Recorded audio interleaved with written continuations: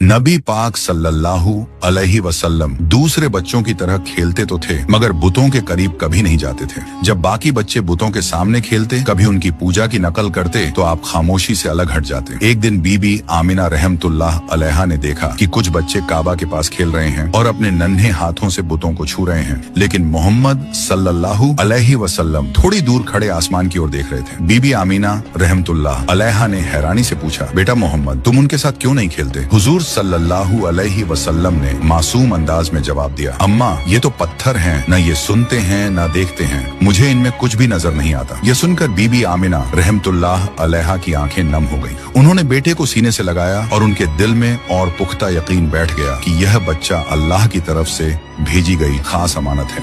जब नबी पाक सल्लल्लाहु अलैहि वसल्लम 6 साल के हुए तो बीबी आमिना रहमतुल्लाह अलैहा ने फैसला किया कि वह बेटे को लेकर मदीना जाए। वहाँ उनके रिश्तेदार रहते थे और वह चाहती थीं कि हजरत मोहम्मद सल्लल्लाहु अलैहि वसल्लम अपने वालिद की कब्र की जियारत भी कर लें, जो मदीना में ही थी। सफर आसान नहीं था, रेगिस्तान की तपती हवा, ऊंटों की सवारी और लंबी दूरी, मगर मोहम्मद सल्लल्लाहु अलैहि वसल्लम की आंखों में अजीब सा सब्र और हौसला झलक रहा था। वे मदीना में तकरीबन 1 महीने ठहरे। रिश्तेदारों से मुलाकात हुई। जब कब्र अब्दुल्लाह पर पहुंचे तो बीबी आमिना रहमतुल्लाह अलैहा ने कहा, बेटा, यही तुम्हारे वालिद की कब्र है, वह तुमसे बहुत मोहब्बत करते हैं। हुजूर सल्लल्लाहु अलैहि वसल्लम खामोशी से कब्र के पास खड़े रहे। मासूम आंखों से आंसू बहते रहे मगर जुबान से कोई लफ्ज न निकला। मदीना से वापसी पर काफिला अब्वा नाम की जगह पहुंचा। वहीं अचानक बीबी आमिना रहमतुल्लाह अलैहा बीमार पड़ गईं। बीमारी इतनी बढ़ गई कि चलना फिरना भी मुश्किल हो गया। उन्होंने अपने बेटे को सीने से लगाकर कांपती आवाज में कहा, बेटा मोहम्मद, शायद अब मैं तुम्हारे साथ न रह सकूं, मगर याद रखना, तुम कभी अकेले नहीं होगे। अल्लाह तुम्हारे साथ है। तुम्हें वो जिम्मेदारी मिलेगी जो दुनिया में किसी और को नहीं मिली।